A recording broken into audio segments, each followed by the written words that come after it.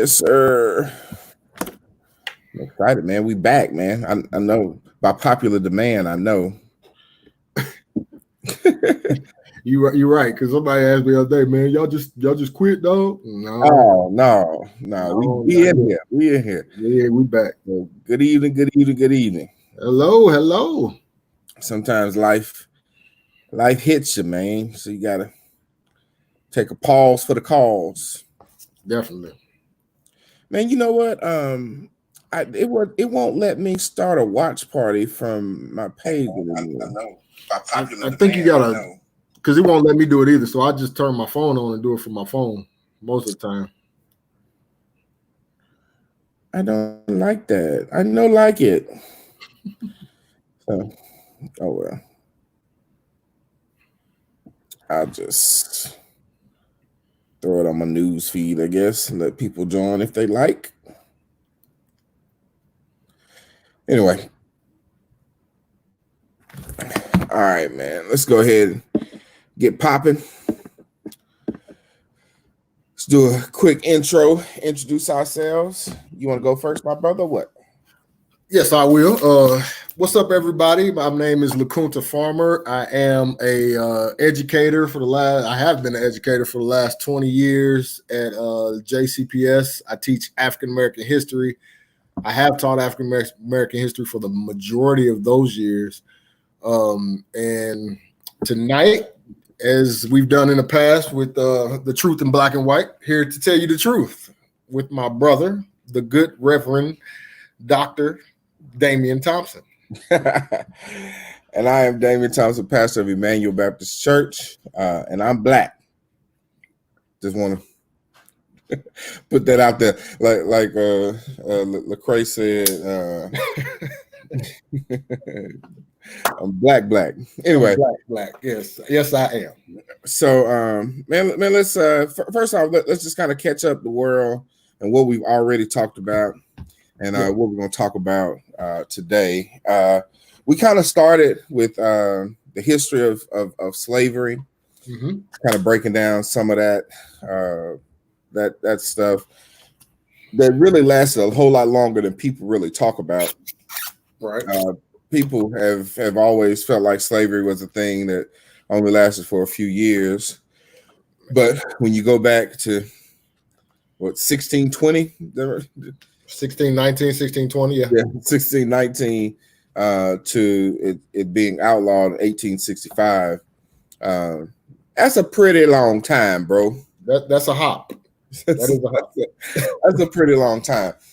So what we're kind of aiming to do is talk about some of the stains that that legacy and the follow-up to white supremacy and the efforts thereof have caused to America, specifically the Black community.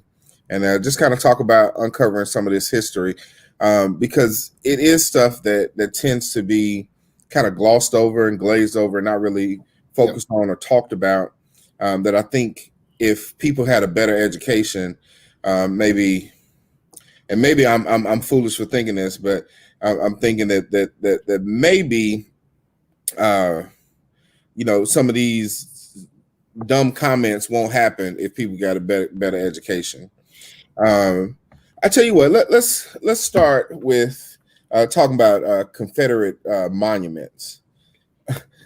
I know we didn't discuss it. We were going to talk about that, but here lately, because it's current, there are a lot of these Confederate monuments, one, of course, or several here in Kentucky, but throughout the country that have kind of been moving. In my home state, Mississippi just voted to remove the Confederate symbol off of the state flag, which I'm real happy about. It was an overwhelming vote too, man. Yeah.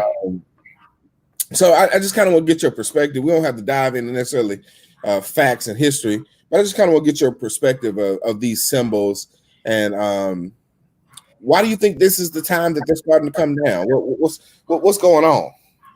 Well, I truly believe that it should have been done a long time ago, and I think we kind of touched on it on our last episode that we were together. The last time we were together, that a lot of those things were just a reminder to let African Americans know back then, like, hey, the South is still here. The Confederacy is still alive and well. So don't sleep. And I think people are starting to realize, like, we are literally honoring and giving accolades to a piece of history for 4 years that literally was in the wrong, and they try to succeed from the Union, like, and it's kind of like what I said about Germany. Like, nobody in Germany has a swastika flag riding around, and you don't see any Jewish people like celebrating Hitler or any of his generals or anything like that.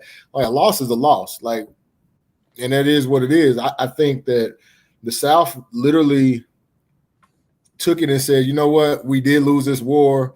And a lot of it's on Abraham Lincoln and Andrew Johnson too, because they tried to find a way during the Reconstruction to kind of pacify the South. No doubt. Like giving them different, after you lost. So here, we want you to be loyal. So what can we do? And that was one of the things that they could have done. And then Andrew Johnson, who was partway a Southern guy anyway, literally was like, whatever y'all want to do, I'm gonna put it in y'all's hand. Y'all take it, y'all run with it, and I'm gonna back off. And so it ain't my what my man from No Limit, ain't my fault. Ain't my fault. Ain't my fault. So that's a real good transition point, because first off, before we transition to talk about the Reconstruction or the period of time post the Civil War from 1865 to 1877, right.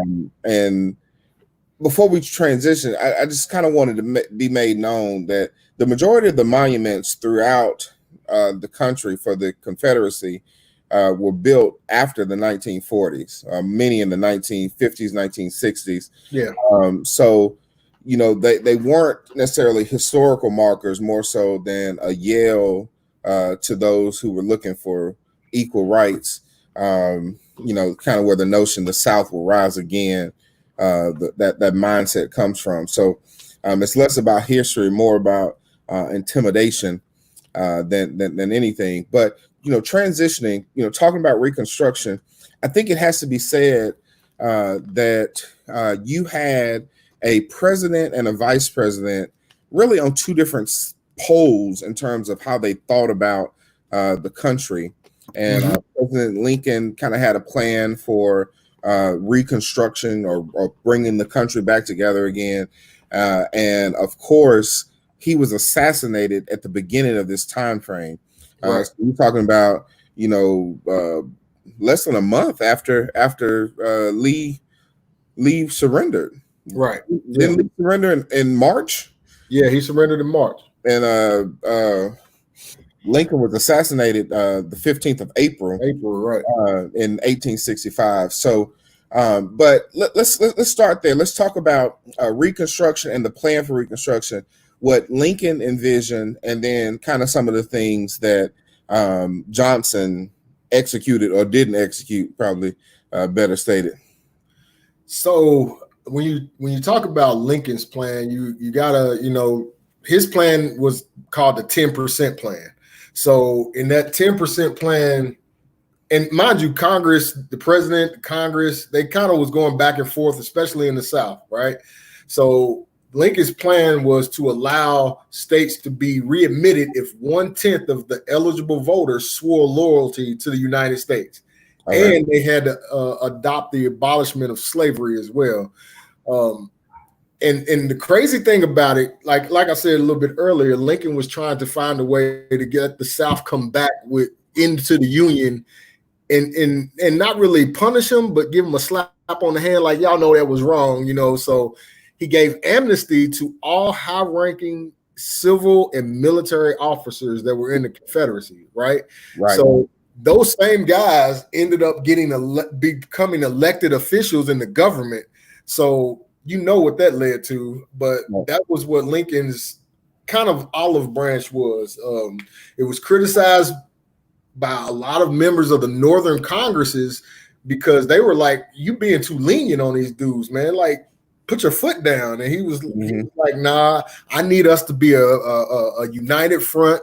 because if we don't unite, if we don't get back together, these other countries are probably going to try to come and take this from us, this land from us. So it was more about the protection of the United States and him getting it back together. Of course, and both sides disagreed over the status of free people, the newly freed people. Right. So, and then Andrew Johnson, his policies were completely different. So Lincoln dies, right? Lincoln dies and they're killed. Yes, he gets killed. Right. He gets killed.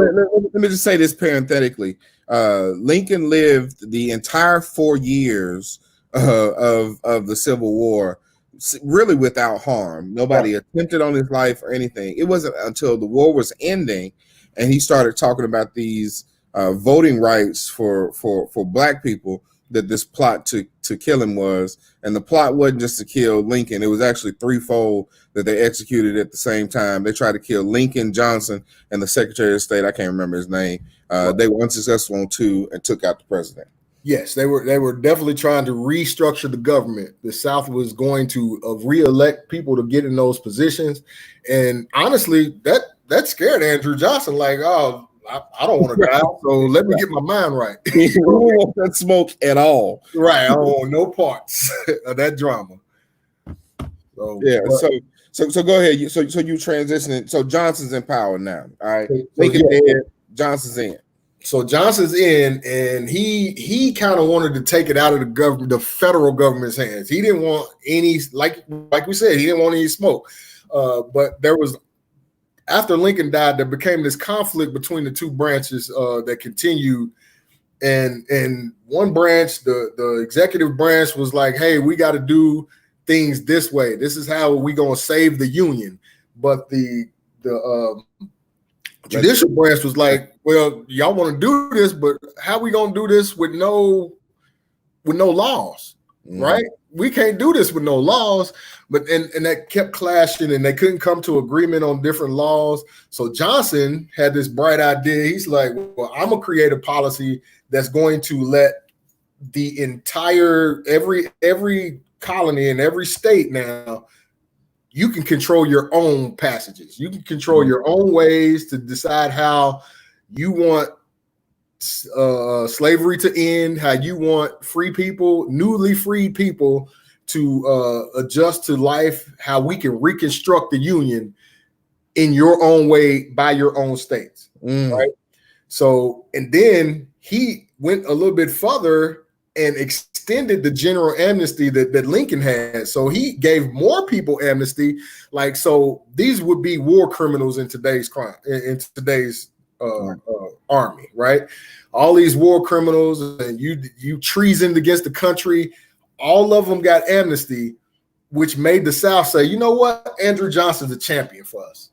He's the champion for us. Like, he gave us rights to go back and do things. So these states got together and said, well, how can we regain control?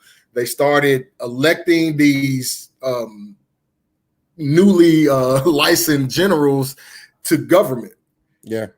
As they were getting into government, they started creating laws, right? And all the southern states would get together in their conference, and they would decide, okay, so these are laws that we need to pass, and these are things that need to do to kind of curb the freedom of Black people. And it had a strong resemblance to the slave codes that were created back in the day when slavery first started in 1618, 1619. There were so many, and I know we didn't talk about this, but I'm gonna touch on it real quick. So to go back to slavery in the 1600s, there were more slaves than was white people in this nation, right?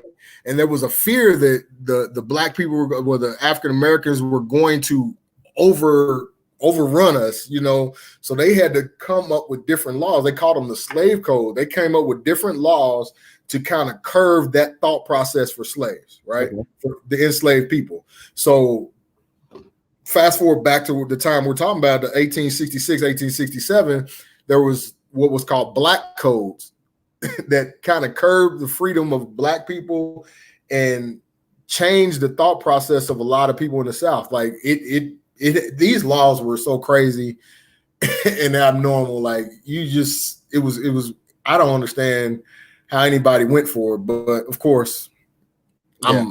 I'm a free thinking person versus a. well, I was telling my kids the other night about the history of the term grandfathered in. Right. Yeah. And how that really comes from these black codes that one of the things right after the Civil War, you had 4 million former slaves that were kind of populated into society. They really didn't have anywhere to go. They had a trade that they knew how to do, but not a land that they could do it on. Right. So we kind of talked about the 40 acres and a mule, or the field order. They said they were going to give to these new slaves this plot of land to farm, which ended up getting rescinded. But one of the things they did about the fear about this land going away is within the black codes. They say in order to own land,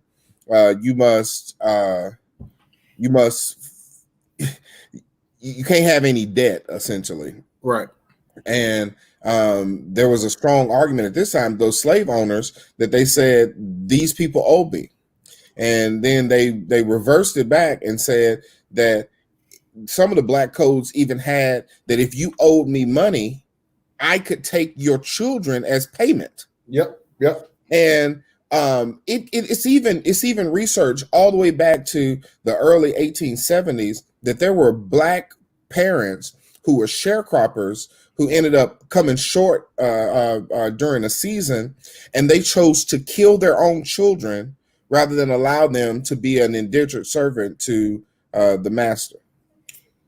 Yeah, and that is bananas in itself. But yes, those things were happening, and the sharecropping thing was a different ball game as well. So if in fact I wanted to stay on my land, see, and here's the brainwashing. So when slavery was officially ended, and these slave owners were talking to their formerly enslaved people, like, hey, listen, it's gonna be hard out there for you. You know what I mean? You could just stay here and just pay me rent with food. Well, okay, by harvesting, by farming my land, by doing the job you normally do, but you're free to come and go, right?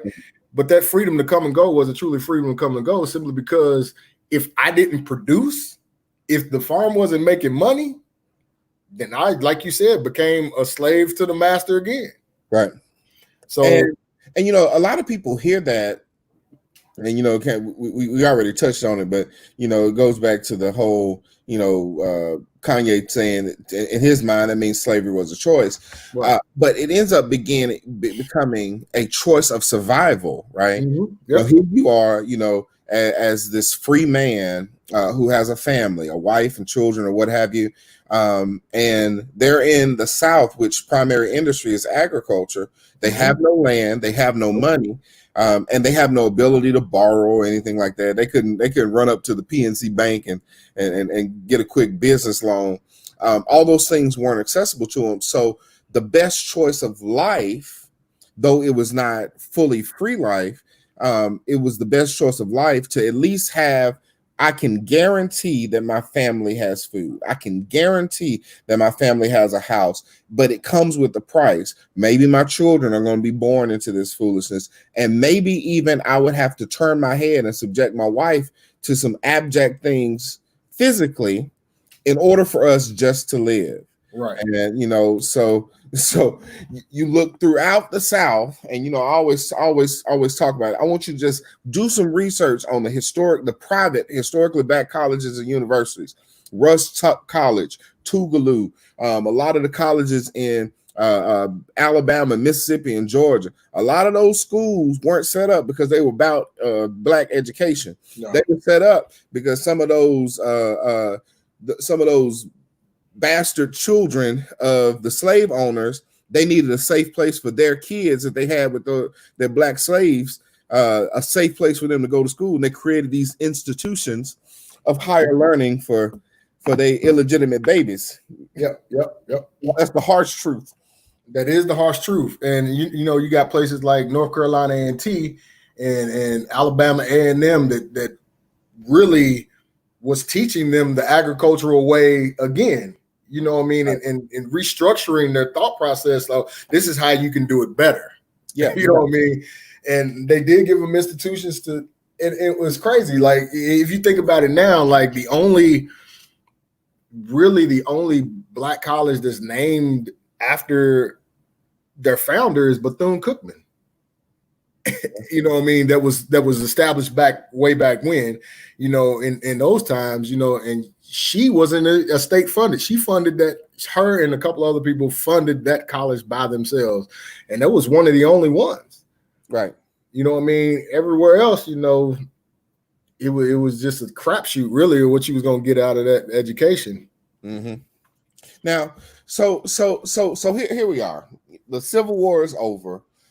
4 years of war, and you know you have General Grant from the Union Army, and Lee coming together at Appomattox courthouse where the final battle was, or whatever, and they really start this same process that Johnson was on, of really cutting deals. You know what I mean? Yeah. It's almost like a massaging, like, all right, we're gonna stop fighting, and but here are the things that we're going to concede. And man, I would argue that if the reconstructing of the country didn't go as poorly as it did, man, the 14th Amendment, the 15th Amendment would have never been ratified. No, not at all. Because what ends up happening, and I don't want to jump ahead of you, but you know, you have Johnson, who doesn't have a completed Congress in place, right? Right. And you have Johnson as the executive and no real legislative branch to oversee. He starts making deals and making laws and cutting deals with these states, and there's nobody to stop him. Not at all. No. And Johnson was so vain that he would yield to anybody that told him a sweet word. Yep.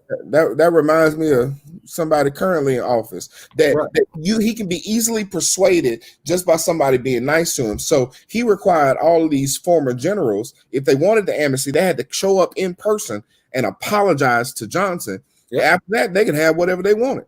Whatever they wanted to do. And they started, like I said, getting together and creating these laws that the Black codes that kind of stopped African Americans from actually being free. Right. You know what I mean? So there was some progress, you know. I think around the 1870 is where people really got afraid of the impact that the presence of Blacks in the political process, the true impact that it could happen.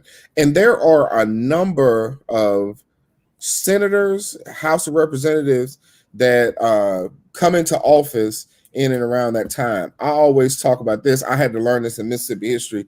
A lot of people don't know about Hiram Revels, who was the first Black senator. But what people don't realize is that Congress, I think it was 68 through 70 or so. Yeah. That Congress, you got Hiram Revels, Joseph Rainey, Richard Kane, Robert Brown Elliott, all of these Black people in South Carolina and Georgia and the like. Their term was shortened. It was vacated by the Confederacy, but ended up being occupied by these Black people until the full Congress comes together. But here's where the deal comes in. They don't want these Black folks in power. Nope. Even though it required a certain level of accepted humanity by the nation that wasn't there before. You know, because when Hiram Revels took that first picture as a congressperson, they had to accept that guy sitting in the chair is on the same level as all these other senators. Right. Yeah, we got to do something about this. We got to get these folks up out of here. Exactly.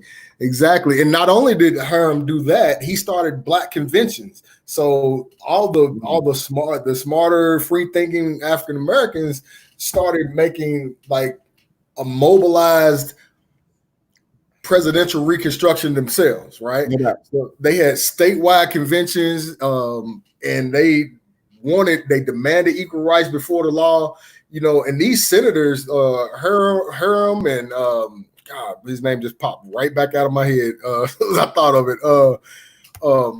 And Bruce, Blanche K. Bruce. These two sat in the Senate the longest, but between 1877 and 1901, there were 20 blacks that served in the U.S. House, you know what I mean?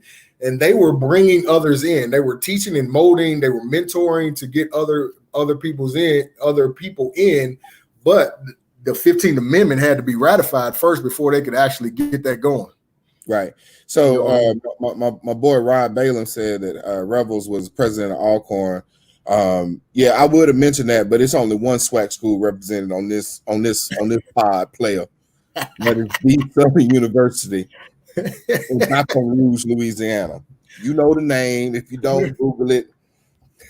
No, but in all seriousness, I mean, those men had large impacts.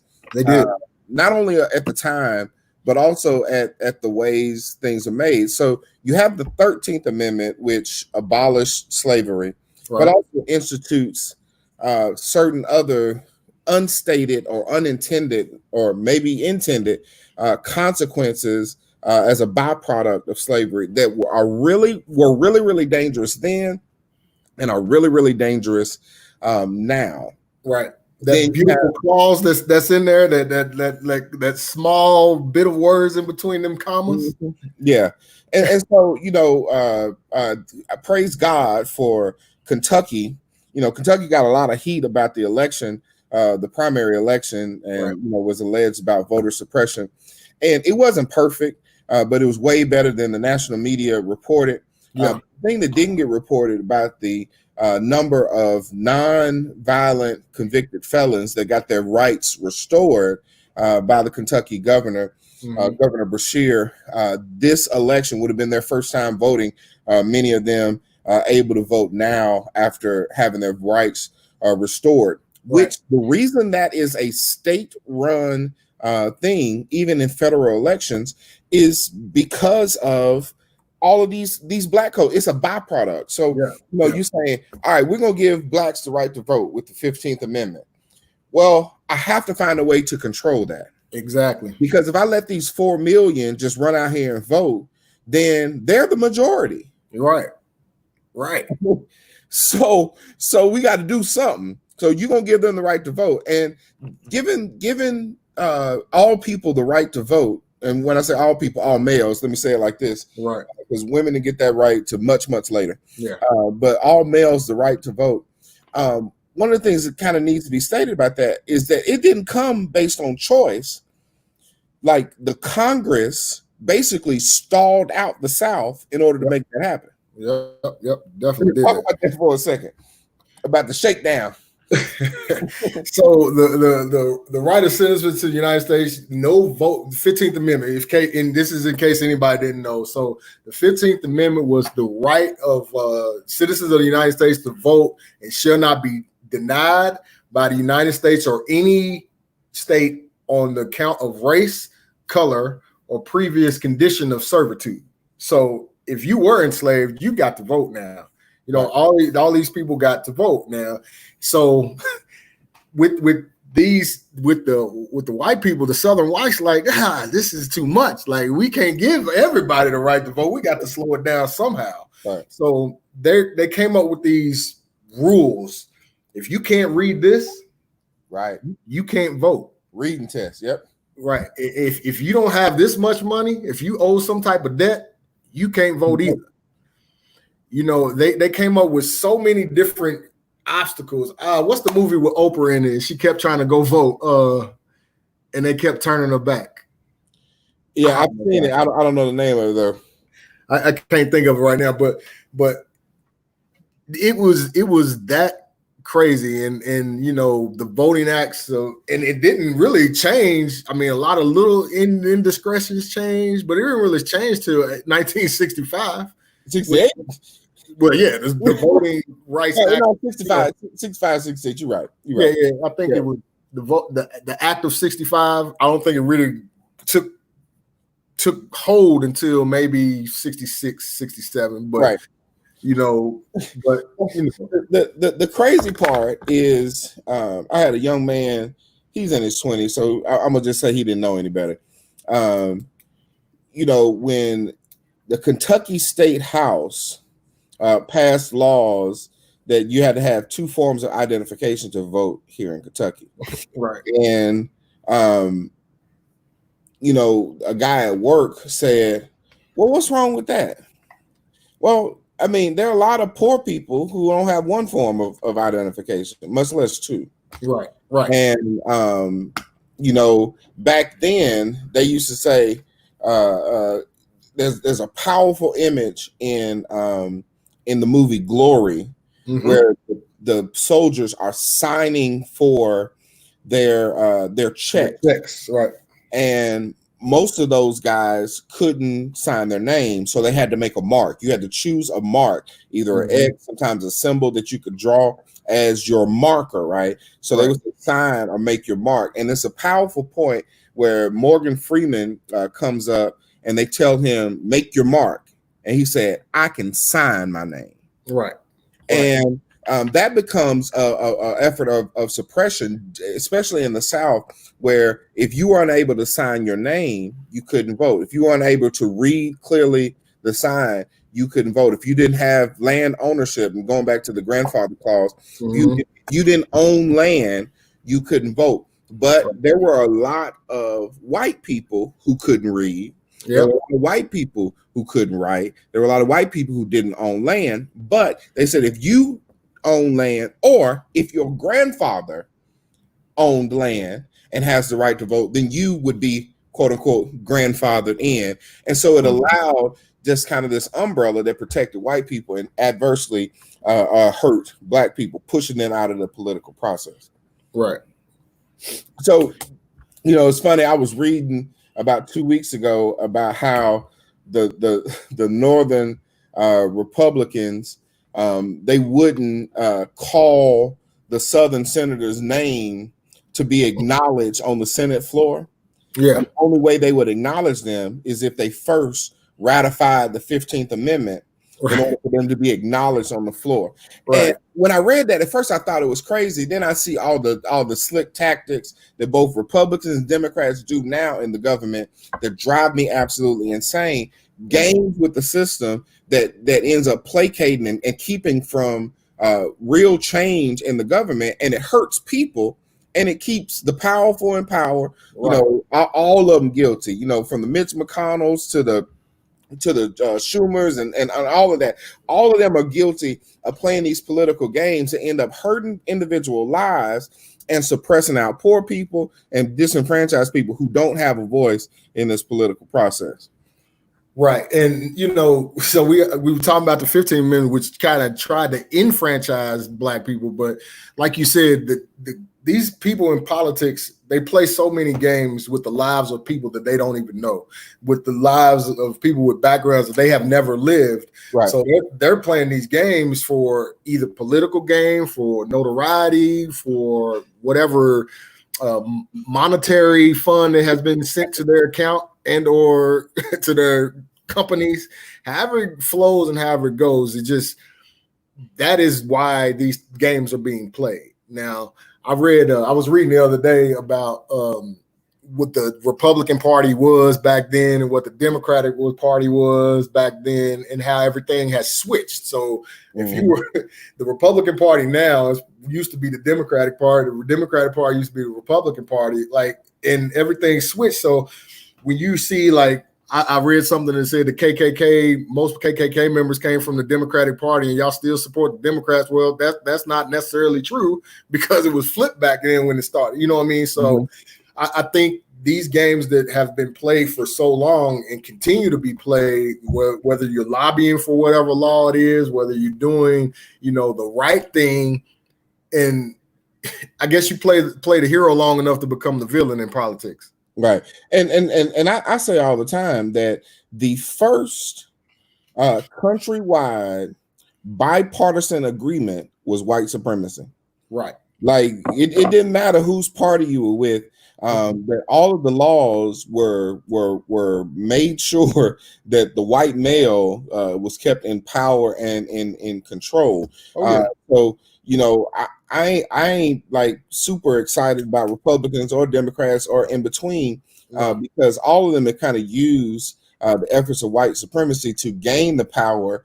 And then when they get in power, then they start to say, I want individual rights versus group rights, which is cool. I get that. Right. But don't establish a system and a code and an ethos over hundreds of years, suppressing rights of groups of black men, black women, white women, women in general, Native Americans, Asian people, Hispanics. Don't grab those groups and hold them down for years so you can get up. And now once you're up, say, well, I ain't about group rights, I'm about individual rights. Hold on, partner.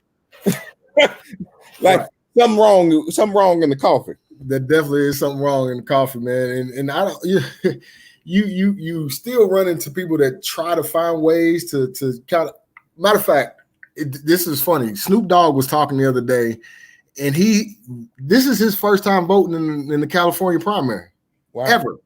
Okay. Because he thought that he didn't have the right to vote because he had been to jail. Right.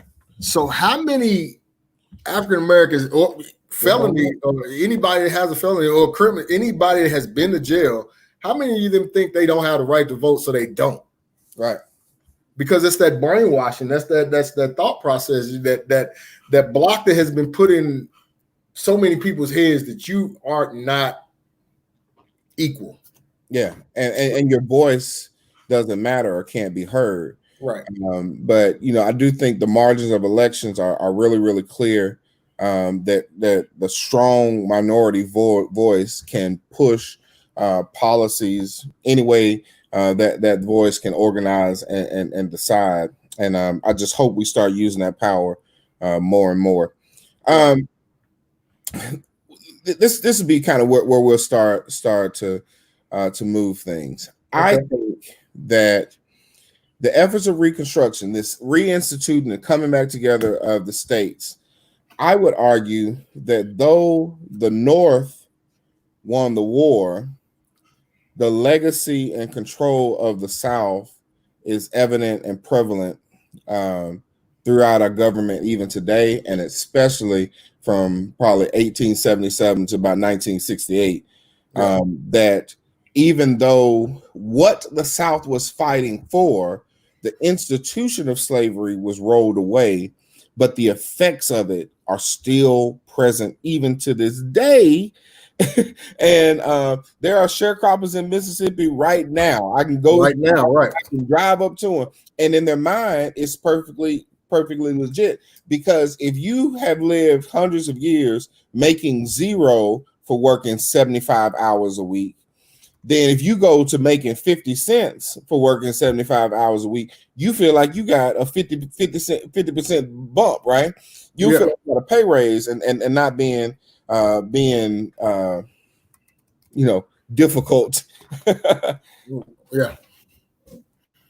So I think in the area of education, land ownership, and workers' rights, I think we saw effects of Reconstruction and the failure thereof.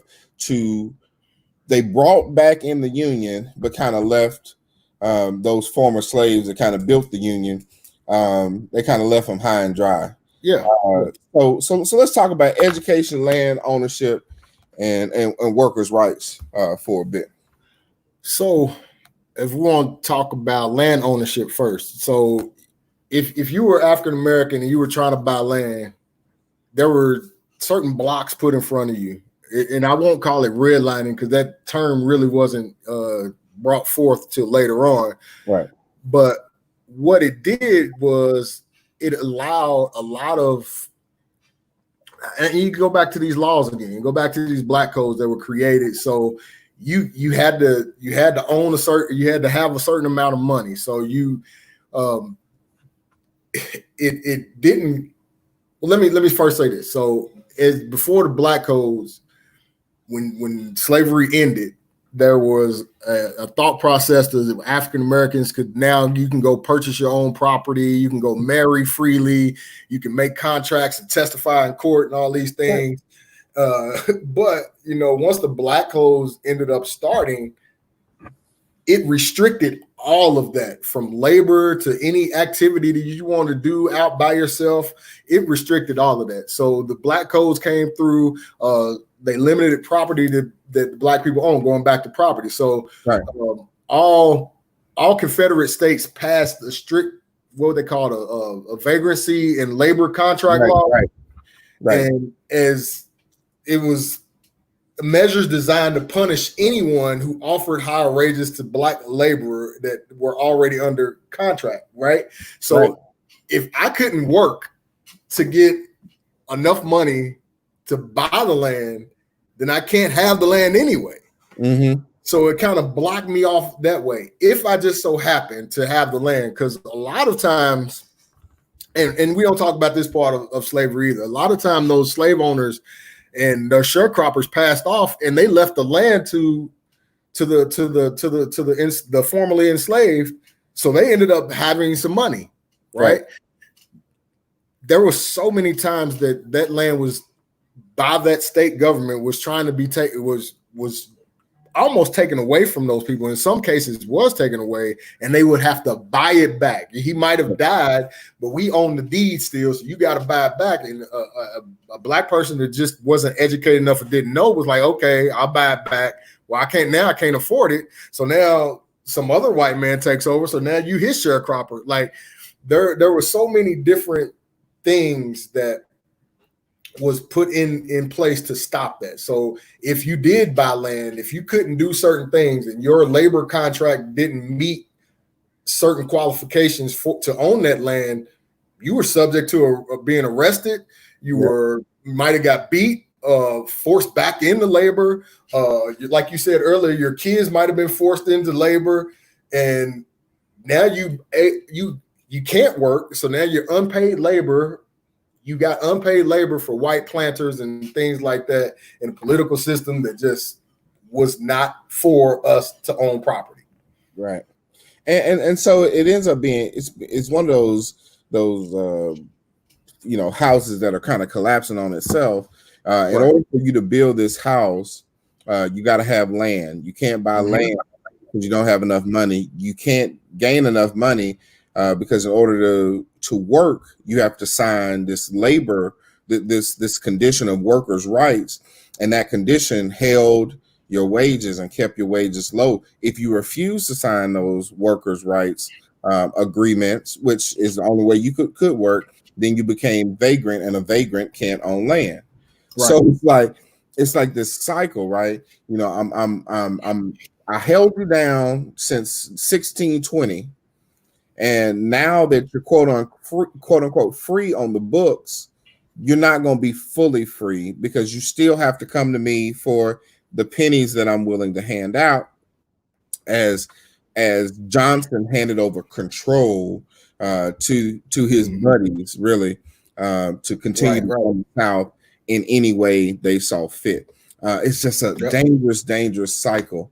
And on the education tip, I always think about it like this. And me and you talk about it as both of us are football coaches.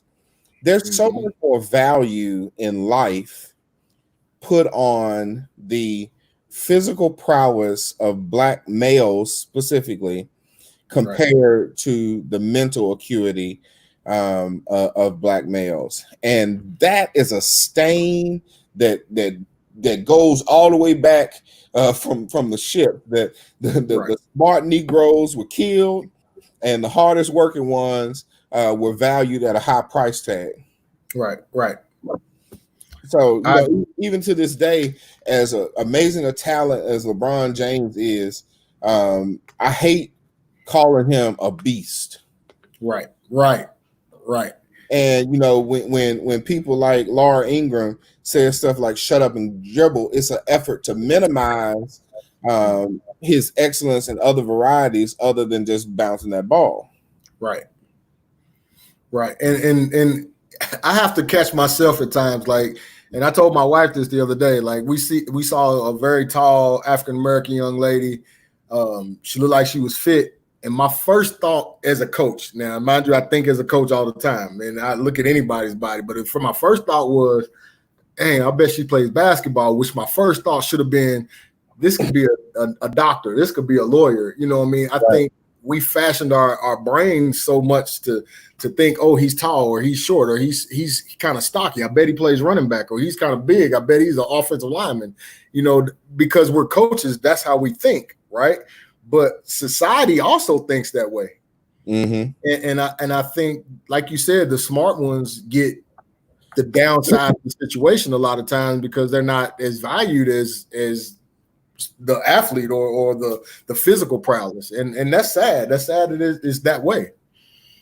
Yeah, and you know, you go back in our history, especially when we around the time we played ball, you think about the Proposition 48, which about college eligibility, about the minimum that you had to have to play college ball, and all those kids who had grown and cultivated their on the field or on the court skill set, but didn't have the basic fundamentals in the classroom, not just to be brilliant, but just to be solvent, to have an understanding of subject-verb agreement and the like. And what it does is a devalue of education because of lack of hope in working in anything other than your physical dominance. You know, right. Well, it's funny you said that too. I literally was reading something the other day, and it said that if someone asks you, if somebody says, "Hey, man, you're really articulate. You speak really well." Yeah. What are you comparing that to? Compared to what? You know what I mean? As a black person, compared to what? What are you comparing my verbiage to? You know what I mean? Am I speaking as if I'm educated or non-educated? I'm speaking as a normal black person in your mind. Like, what is that? Well, I had a manager at my former job. You know, every year you had to do performance reviews. Mm-hmm. And I wrote out my performance review, just kind of summarizing what I had done throughout the year. Before she rated me, she called me and said, "I just want to let you know that I read your performance review and it was a literary masterpiece."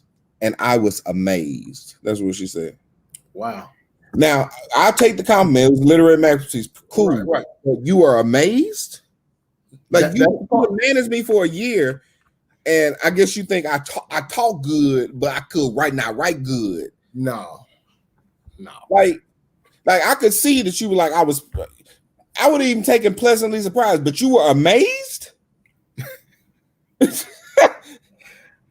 Hey, listen. Hey, man.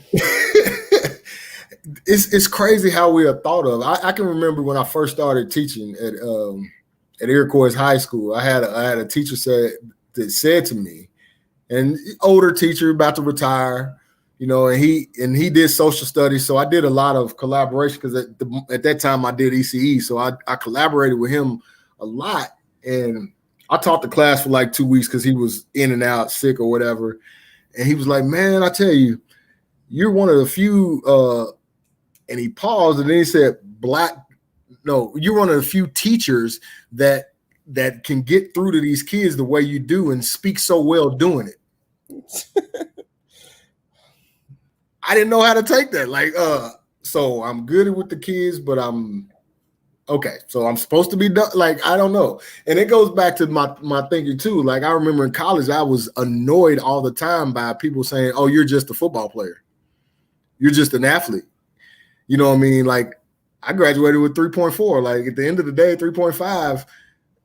I was a scholar too. Like, you catch me in the library, that's where I was a lot of the times. You know what I mean? And because I didn't want to be known as a dumb jock, I didn't want to be known. I didn't want that to be part of my pedigree. I didn't want that to be part of my life. And I think that's where a lot of people, and I try to instill that in my sons too. Like, you got to understand, like, the world is bigger than this football you're tackling, this football you're scoring touchdowns with.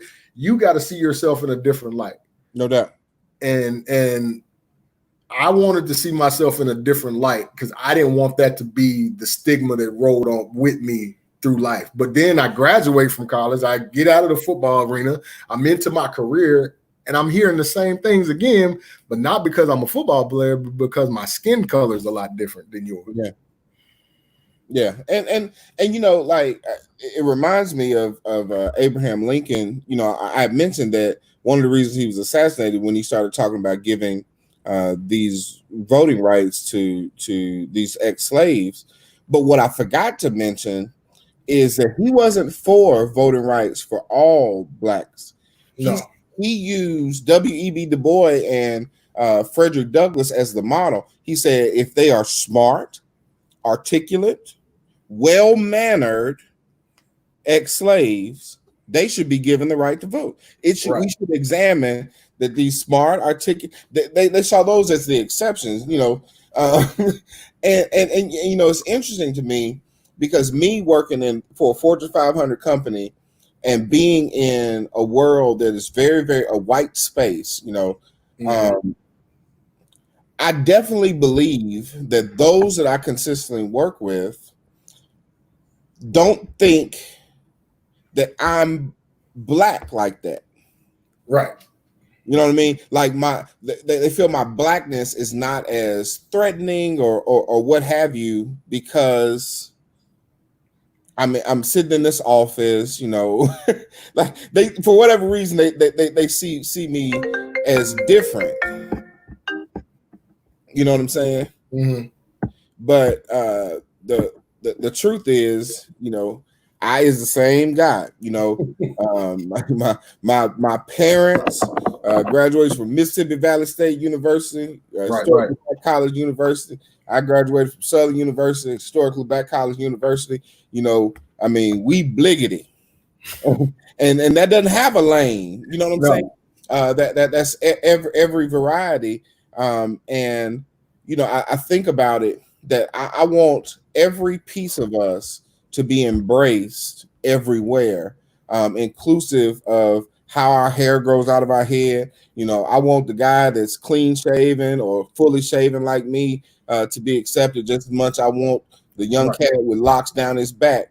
And we shouldn't be punished for how the hair grows out of our head. Right. Oftentimes we are. That we say, I want somebody who's clean cut. Well, what makes a clean cut? You know, if Sunshine from Remember the Titans, was he clean cut? I mean, his hair was kind of flowing in his head. I mean, what does clean cut look like? You know, I know. I guess I'm clean cut. I'm all cut. Told me. But you know, so last thing before we get off of here. Okay.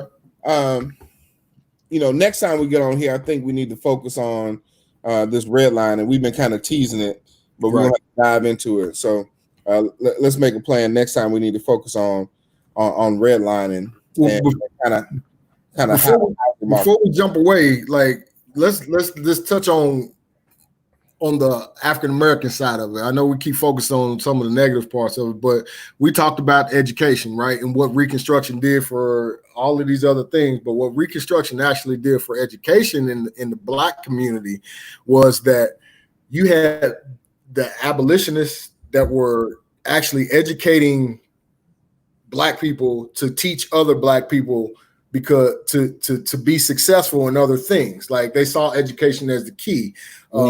They had the Freedmen's Bureau that literally was responsible for relief and rehabilitation of African Americans after the slavery, after being enslaved for so long. They provided food, medical services, and biggest thing, they established schools for different things. And they established a lot of the HBCUs that we have today as well. So these, especially in private northern institutions and things like that, they established Black educators, and then they sent them out to go teach. Teachers came from the North and they went to the South to go teach, right? But of course, when they got to the South, they were met with a lot of pushback. They were met with a lot of people saying, hey, you don't need to educate none of them. They still down here with us because like you alluded to, they didn't want African Americans to be smarter. Right. They wanted them to continue because once that happened, and even in the Black churches, once that happened, once they started understanding the words that were in the Bible and understanding different things, so the thought process was, man, my family been lied to all these years, saying that slavery is what I'm supposed to be doing. Right. And this is what God wanted. And then, so Black churches became, especially in the South, became educational headquarters as well. So the Reconstruction did have a lot of bearing on education, especially from 1855 to 1870. Those things were a major standing point for African Americans to try to get educated so they can learn about land ownership, so they can learn about politics, so they can learn about farming, agricultural things, so they can learn about the engineering and things like that. So I think the Reconstruction had a positive influence on education at some point, but in the South, it was kind of a battle back and forth to see what was what. But then it ended up being negative later on because now the Black people couldn't fund books and some of the educational things that they needed in those schools, they weren't getting. Right. Because the abolitionists, once they realized we did our job, they out. You know what I mean? They helped long enough and then they were out. Right. So then African Americans were on their own, and the money just wasn't there. Yeah. So the resource, yeah, definitely, and that's present here in 2020, especially in Louisville, and I'm not really sure how to rectify it. One of the proposals that they floated out about us coming back together in school is that they'll give the elementary school kid, the choice to go to the school that's closest to him, independent of, what have you, which is one of those things that I like, right? But I'm still scared of. There are kids who live beside my church. My church is on 38th and Broadway, who go to school on Murphy Lane, and school starts at 9. In order to get to school, now picture this. Now, your two baby girls, what are their ages? 8 and 2. 8 and 2. Imagine your 8-year-old getting on a bus at 6 a.m. Right. Driving to a bus depot 15 miles from your house, standing in the bus depot for an hour because they get there at about 6:30, 6:45. Then they have to wait for the buses to make the runs to the high schools and the middle schools. Then they come back to the depot and pick up the elementary school kids.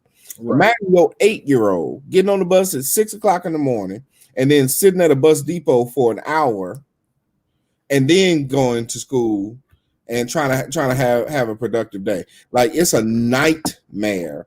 But at the same time, I would rather them do that and make sure they have books than go to a neighborhood school that may not have a math book.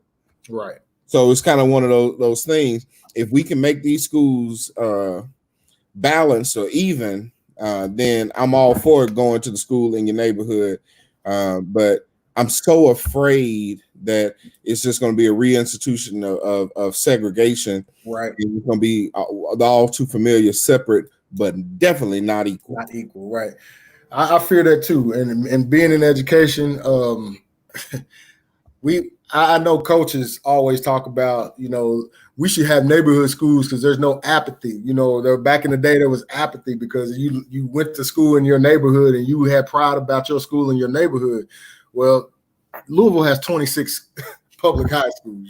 At the end of the day, it's going to be kind of hard for somebody to be like, I have loyalty to this school, loyalty to that school, or whatever. But my fear is the same as yours. Like, I do not, because I teach at Ballard. Like, if you decided to send everybody to their home school, our population changes drastically. Yes. You know what I mean? And if Shawnee, so they trying to reopen Shawnee. So then you just feel Shawnee back up with a certain, with the African Americans, and then the other side diminishes. Yes. So I don't know if you win that battle. I don't know if that's a win. I don't know if it's a loss. Who does it hurt? Who does it help? You know what I mean? And the way our government, well, let me just go back. The way the society is going back and forth right now, I don't know if we need to be separated like that. Yeah, I agree. Man, we almost at our hour, so I don't want to talk too far. But I wanted to end on this note by I want to give some shout outs to some HBCUs. So I'll let you start with yours. I done shouted out mine. I'll let you start with yours, and then we're just gonna give some random shout out to some historically Black colleges and universities.